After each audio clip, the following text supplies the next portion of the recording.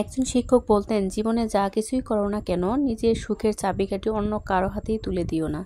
কখনো কারো উপর এত নির্ভরশীল হইও না যে তার সামান্য অবহেলায় তুমি অনেক কষ্ট পাও, বিশেষ করে মানসিকভাবে। তোমার মন খারাপ, তাহলে যেটা ভালো মনে হয় তুমি সেটাই করো। প্রয়োজনে পবিত্র গ্রন্থ পড়ো, হেমন্তের গান শোনো, না হয় কোথাও ঘুরতে বের হও, না হয় বিকালের মিষ্টি রোদে আপন মনে হাঁটো, কিংবা কোনো প্রিয় লেখকের বইয়ে ডুব দাও। তবে যদি কোনো সৃজনশীলতা থাকে তাহলে সেটাই হোক তোমার জীবনের সঙ্গী। অন্যকে ব্যঙ্গ করে স্ট্যাটাস দেওয়া এবং নিজের দুঃখ দুর্বলতা সবার সামনে প্রকাশ করা, এগুলো কোনো পরিণত মানসিকতার পরিচয় না। খুব বেশি একা লাগলে বা মন মানসিকতা খারাপ হলে তাহলে ঘরের লাইট বন্ধ করে দিয়ে চুপচাপ ভিতরে কিছুক্ষণ বসে থাকো, প্রার্থনা করো, পুরনো স্মৃতি মনে করে হাসো, কাঁদো, কিন্তু নিজের সাথে এমন একটা সম্পর্ক গড়ে তোলো যেন দুঃখের দিনগুলোতে কাউকে পাশে না পেলেও নিজেই নিজের সবচেয়ে কাছের বন্ধু হয়ে উঠতে পারো।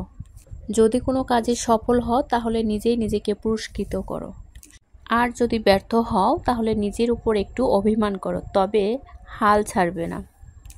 অন্যের মতো হতে যেও না, নিজের মধ্যে যা আছে তা প্রকাশ করো। পিছনের লোক অনেক কিছুই বলবে, এই ভেবে কাজে থেমে থাকবে না। জীবনটা অনেক ছোট্ট, আর এই ছোট্ট জীবনেই তোমাকে অনেক দূর এগিয়ে যেতে হবে। এটা ভেবেই তুমি দিনরাত পরিশ্রম করে যাও, একদিন সফলতা আসবেই।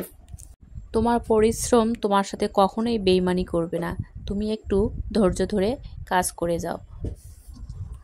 কোনো আপনজন যদি তোমার সঙ্গে খারাপ আচরণ করে থাকে তাহলে তুমি ধৈর্য ধরে কাজ করো, কোনো প্রতিশোধ নেওয়ার প্রয়োজন নেই, কাজ করে তাদেরকে বুঝিয়ে দিবে। সঠিক জবাবটা কাজের মাধ্যমেই তাদেরকে দিয়ে দিবে। কখনো ভেঙে পড়বে না ওই সব লোকের কথা।